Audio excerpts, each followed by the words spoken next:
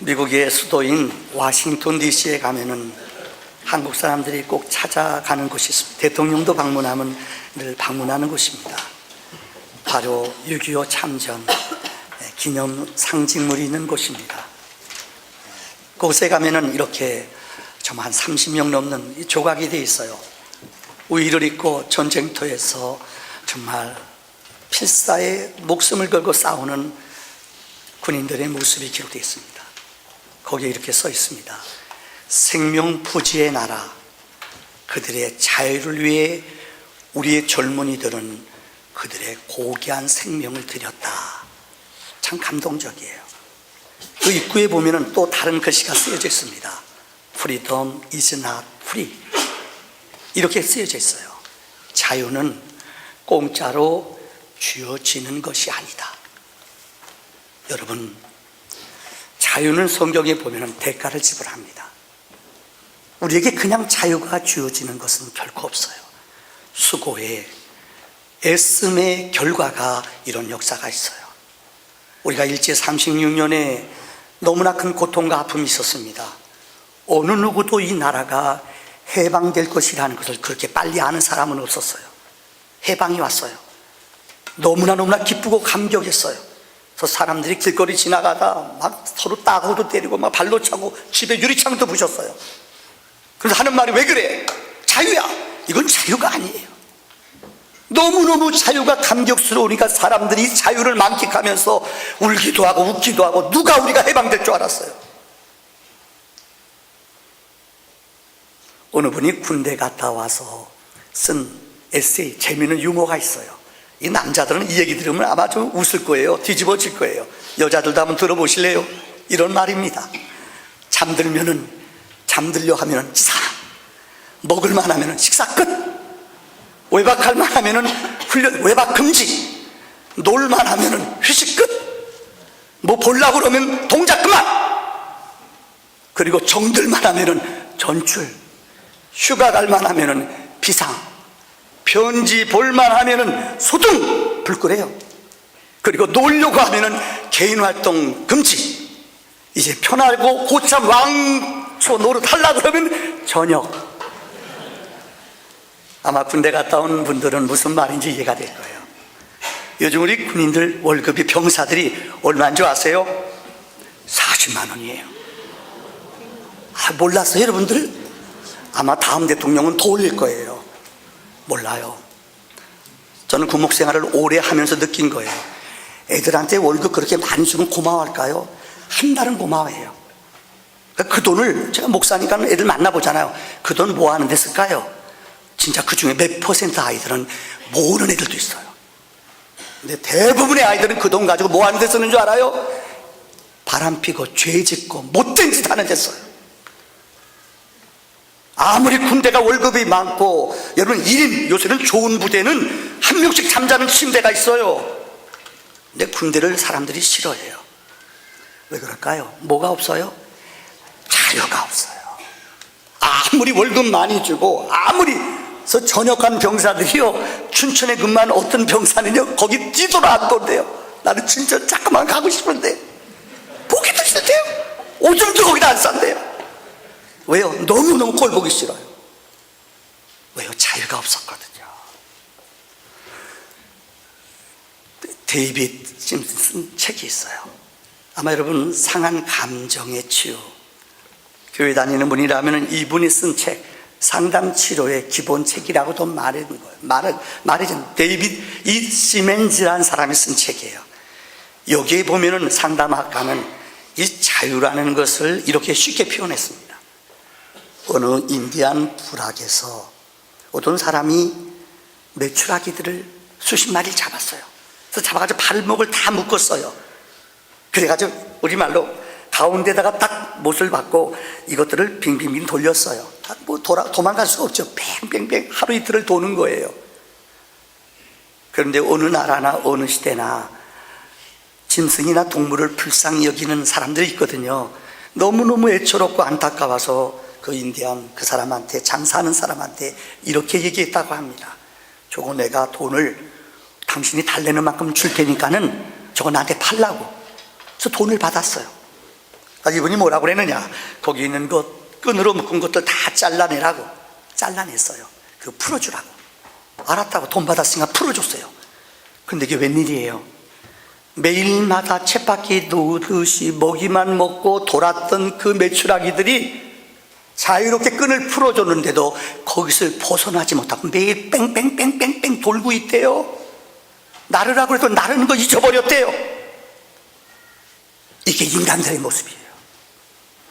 여러분, 우리는 아담의 원죄로 말미암아 우리 모두는 마귀의 종이 되었고 사탄의 결박받은 억압된 사람으로 살아가요. 그런데 이 결박을 풀어주러 오신 분이 계세요.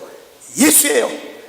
예수님이 이 땅에 오셔서 이 죄의 사슬을, 억압의 사슬을 풀어주셨어요.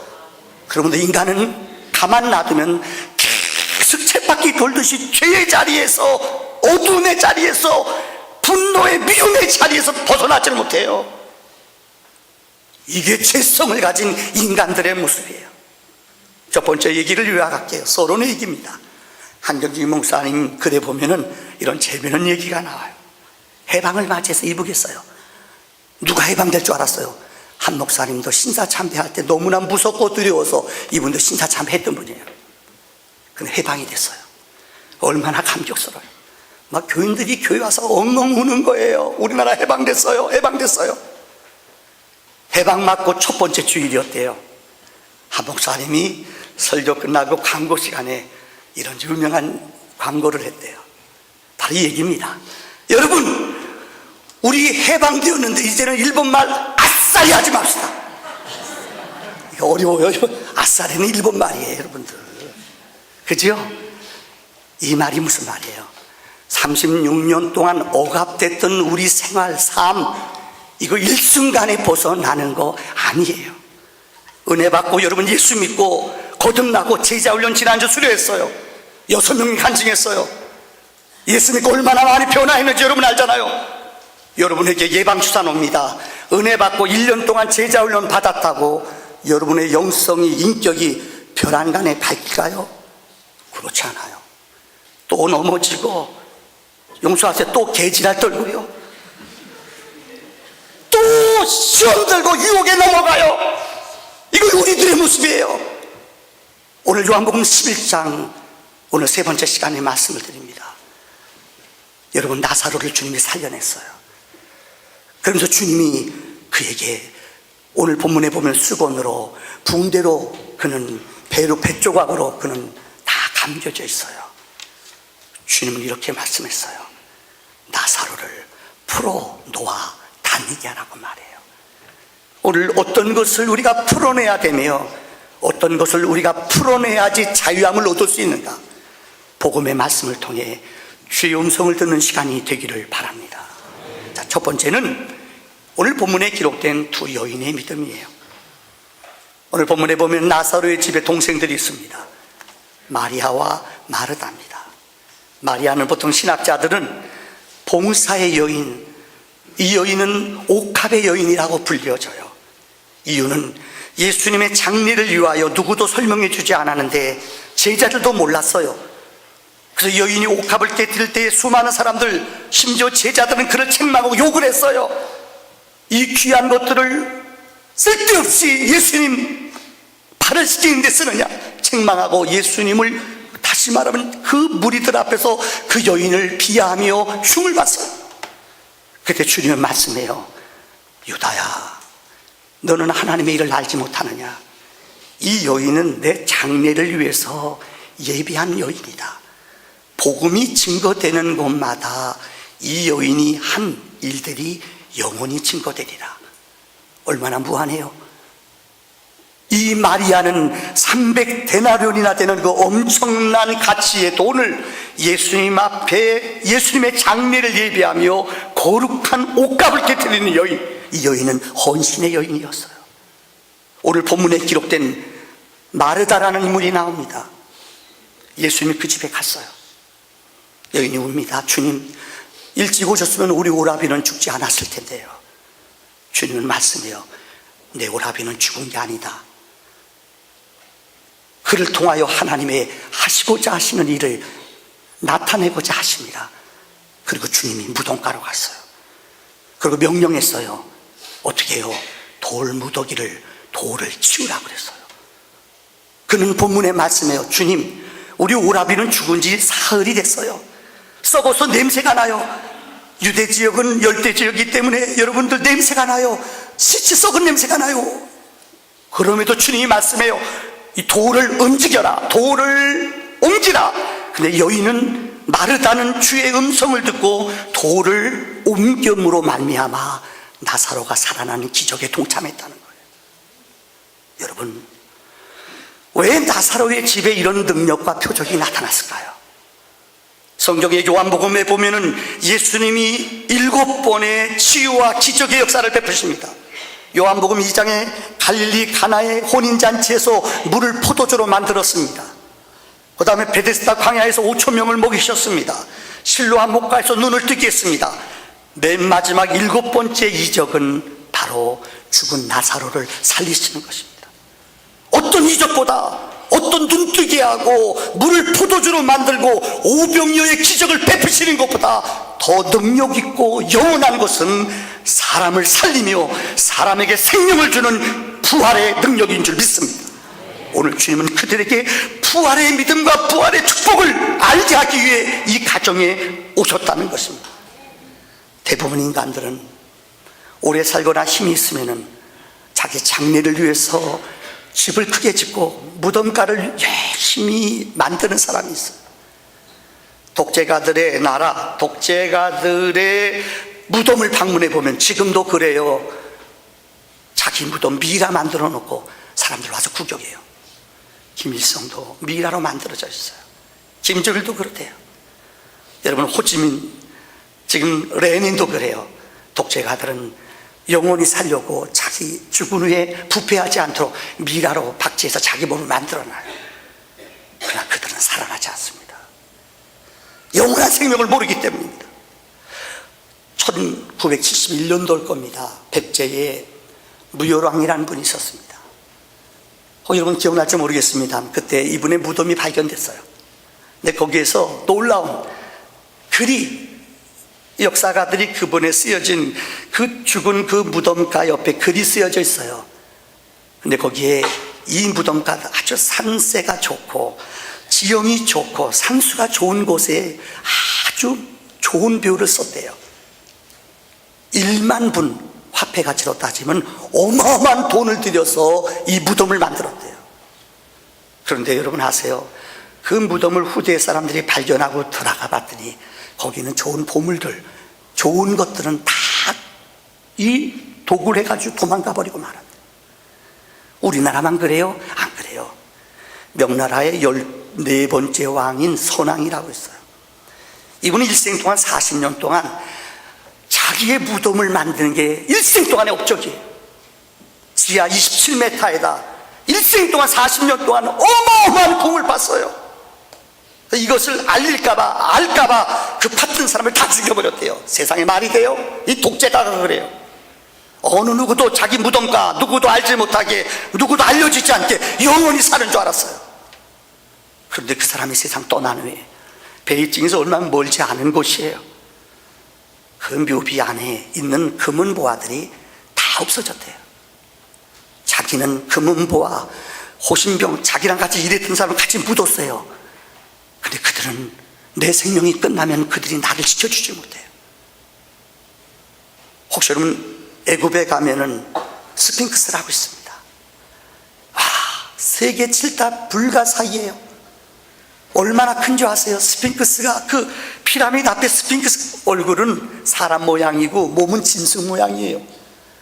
그래서 피라미드 바꿔보세요. 피라미드 보면은 위대한 선왕들은 이 피라미드이 커요. 제일 큰 것은 여러분 253m래요. 높이가. 옆에가 148m래요. 상상할 수 있어요. 돌 하나가 2.5톤. 잘 모르시죠? 커요. 이게 230만 개를 모아서 피라미드를 만들었대요. 그래서 역사가들의 말을 빌리자 이 돌을 모으는데 10년, 이 굴을 파는데, 이 땅을 파는데 10년, 쌓는데 20년. 들어가면 어디로 들어갔다 어디에 나올지 몰라요. 미로예요. 진짜 구경 가는 사람 얼큰 상상을 초월해요. 들어가면 올로 나올지 몰라요. 거기다 여러분 미라를 만들어 영원히 사는 것을 그들은 믿었어요. 근데 아십니까? 어느 피라미드도 그 안에 왕들의 보석, 금은보화, 도굴꾼들이 다 도둑질해 갔어요. 그래서 여기에 있는 좋은 시설들은 대형박물관이나 루브르 박물 같은 데 가보면 거기서 있어요. 왜요? 그들은 관리할 능력이 안 돼요. 이 땅의 인간들이 영원하게 살려고 지하에다가 아무도 모르게 깊이 자기 무덤을 만들지만은 어느 누구도 그들은 그곳에서 나온 사람이 없습니다. 생명은 하나님께 속한 것이요 영원한 부활의 생명은 예수님만 이루시는 것인 줄 믿습니다. 자, 두 번째로 오늘 본문은 우리에게 하나님의 생각과 우리 인간의 생각을 말하고 있어요. 여러분, 많은 사람들은 그래요. 오늘 본문의 말씀에 보면 주님은 돌을 옮기라고 그랬어요. 혹자들은 그래요. 하나님의 아들 예수 그리스도는 일어나라! 그럼 돌무덤 여는 건 문제도 아니에요. 여러분, 그가 배틀로 이렇게 매여 있는 것 일어나라! 그러면 이거 푸는 것 이건 문제가 아니에요. 근데 본문에 보면 주님은 우리에게 돌을 마르다에게 열라고 말했어요. 돌을 옮기라. 또 그에게 뭐라고 말했는 줄 알아요? 내가 그에게 쓰이는 배 이것을 내가 벗겨라. 풀어서 다니게 하라. 하나님이 하시는 일은, 하나님은 나사로야 일어나라, 살아라, 나사로야 나오라, 생명을 일으키시는 분은 하나님의 일이에요.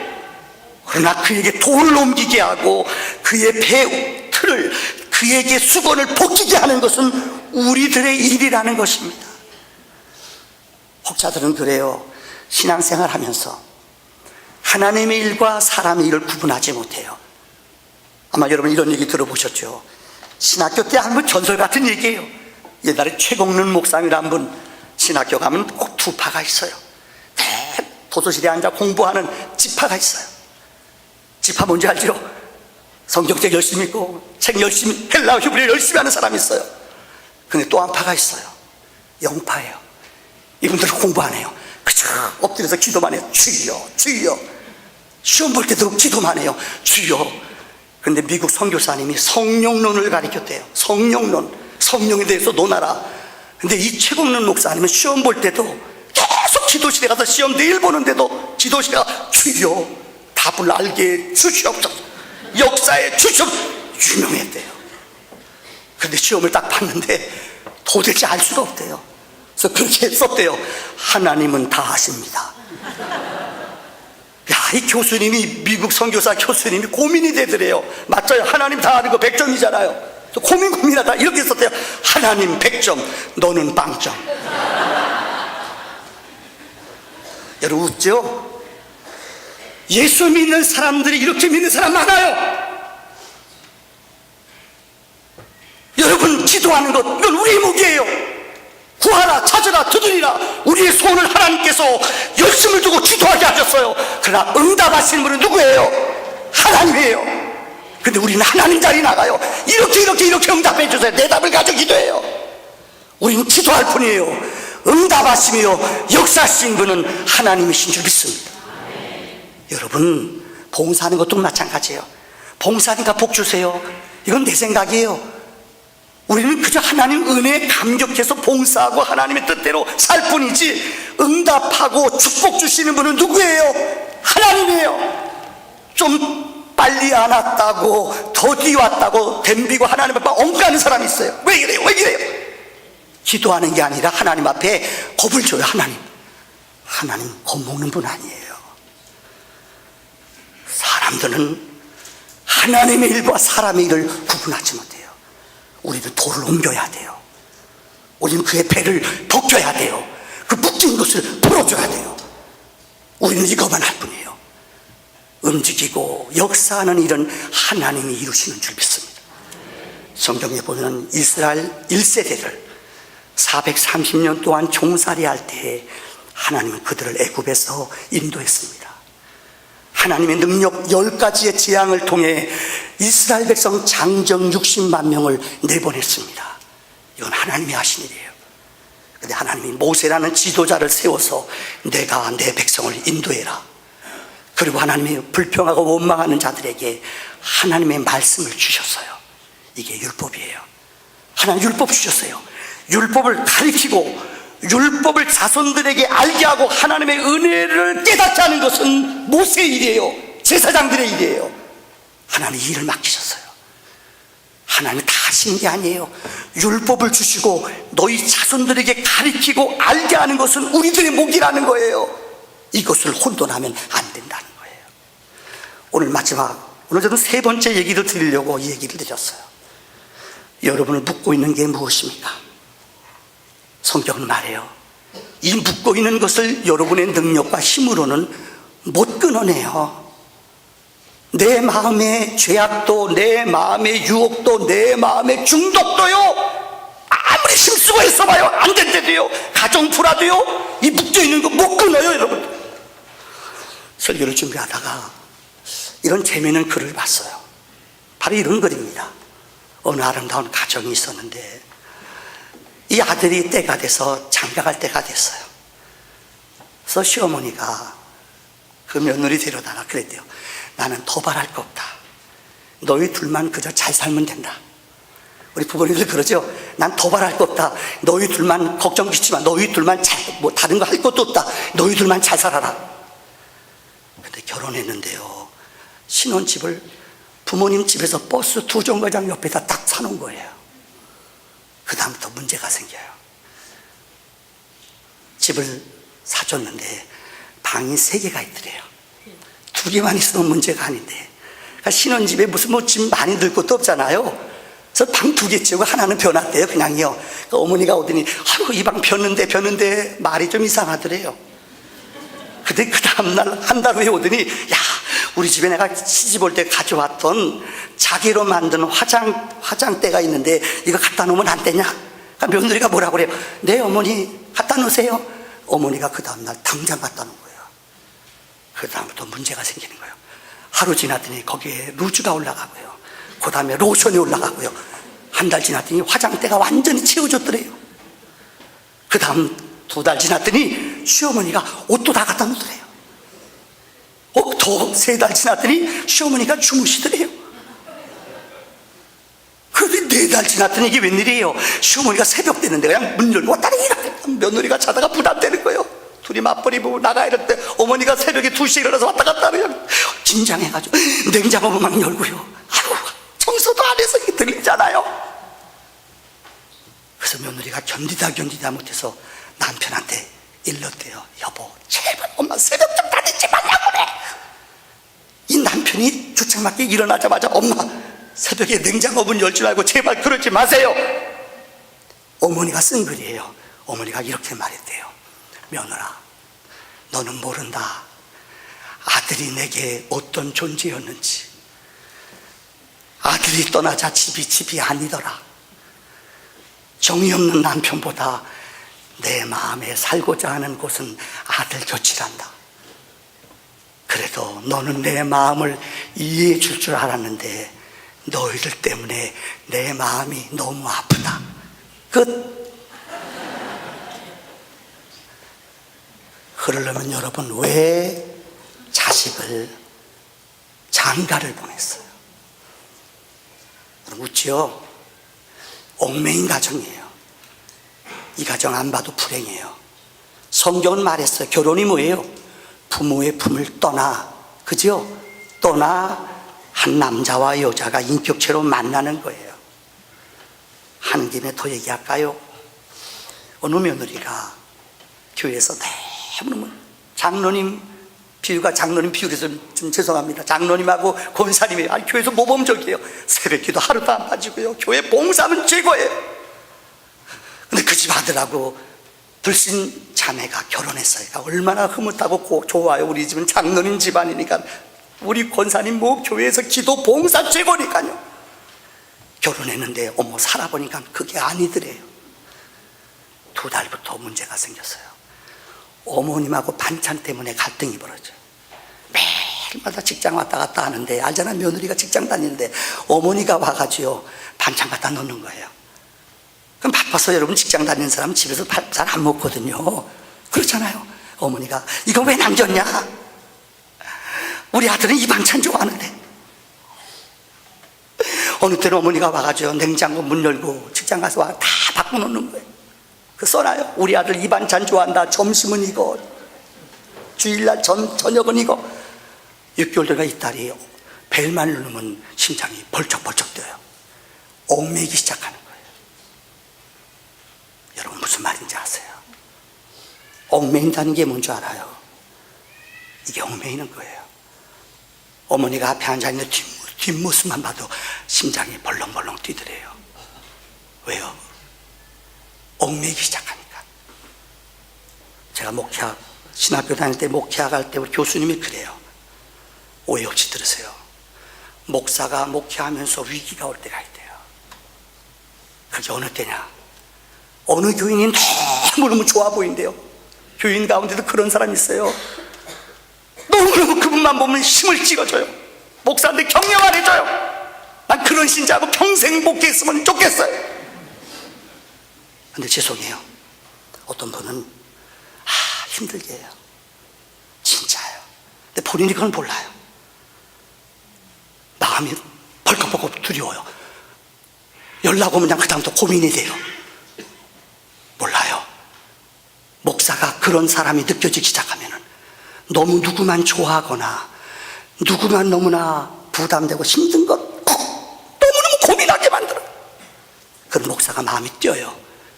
이때 목사는 목회 위기라는 거예요. 저만 그럴까요? 여러분은 안 그랬어요? 어느 날 교회 다니면서 누군가 미워져요.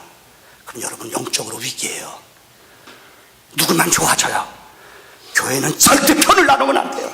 그걸 몰라요. 사람들은 누구만 좋아하고 누구만 싫어하고 이렇게 마음이 나뉘기 시작하면 이때부터 여러분 위기라는 거예요. 오지 이 자리에 있으면 여러분 미워하는 사람이 있어요. 누구 전화만 받으면 떨리는 사람이 있어요. 위기예요. 영적으로 여러분 지금 병들거나 병들어가는 상태예요. 이게 해결되지 않으면 여러분은 얽매임 속에서 벗어나지 못해요. 혹시 여러분 유명한 컬럼 작가인 김종훈이라는 사람이 있어요. 알죠 여러분? 이분 다 보셨을 거예요. 말을 잘해요. 글도 잘 써요. 이분이 얼마 전에 조선일보에 쓴 칼럼 제목이 재밌어요. 이 열등감과 질투라는 책이에요. 컬럼 났어요. 여러분 들어보시고 이 내용을 들으시고 웃는 사람은 디지털 시대예요. 이거 읽고도 저 사람이 누군가 멍한 사람은 죄송합니다. 그러니까 모르면 대세 따라 웃으면 됩니다. 이분이 이런 글을 썼어요. 나는 유시민 작가가 몹시 불편하다. TV를 켜면 매번 그가 나온다. 그의 구라는 갈수록 현란해진다. 게다가 그가 쓴 책까지 모조리 잘 팔린다. 그게 나는 그냥 힘든 거다. 해민 스님 신경이 쓰인다. 내 책이 베스트셀러 명단에 올라가면 꼭 해민 스님이 새 책을 내서 내 책을 끌어내리는데 그것이 그렇게 싫다.